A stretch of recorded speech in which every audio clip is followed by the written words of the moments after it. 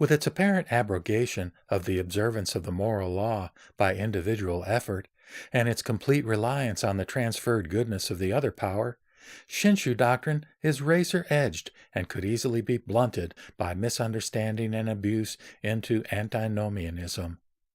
No matter how rare and precious the spiritual gift which man receives from above, he will at once set about distorting and corrupting it, as witnessed by Shinran's own son, who had to be disowned for pretending to a secret oral transmission.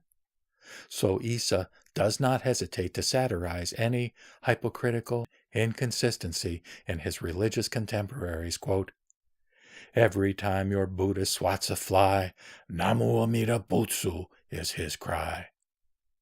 Thus, he reminds them of the founder's saying, which states, quote, "One does not continue to take poison simply because one knows that the antidote is at hand." Close quote. Issa was concerned with the decadence into which certain Shinshu followers of his day had fallen, misusing the Nembutsu as an antidote to moral laxity and lack of compassion.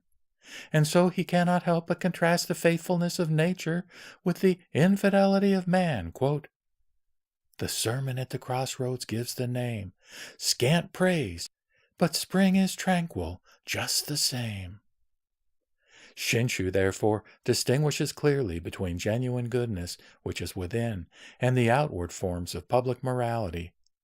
The gate of worldly truth is passed by obedience to the social conventions and institutions maintained for the sake of communal peace, cooperation, and good order in the state. But the gate of absolute truth is entered by faith alone, and that is the priceless and irrevocable gift of Amida Buddha.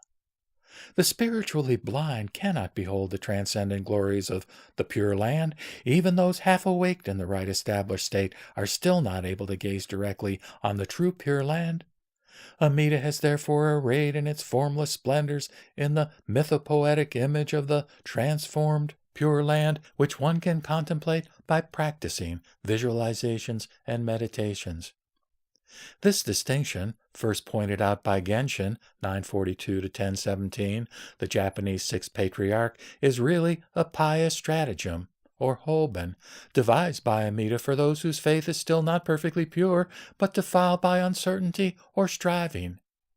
His intention is to lead them by this compassionate expedient from the temporary Pure Land to the true Pure Land of recompense, from the accessory practices of meditation and self-motivated calling of the name to pure faith alone, as in the 18th vow of the larger Pure Land Sutra. This is referred to in Saibu's haiku written on his deathbed, quote, "The dawn's pink lotus petals now expand, portals opening on the true Pure Land." The mythological images and miraculous events of the Pure Land are intended to induce by means of poetic wonder a vision of the invisible brilliance of enlightenment itself. And although the devotee of simple faith may still believe in them literally, they are also capable of intellectual explanation as spiritual states and insights which transcend more direct expression.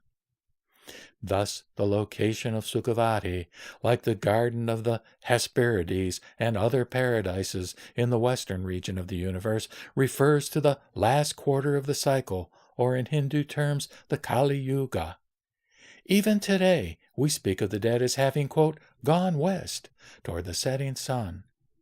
Similarly, the jewel pavilions and terraces do not represent a pauper's wish-fulfilling dream of a sensual afterlife, but the crystallization of the superior possibilities at the end of the cycle.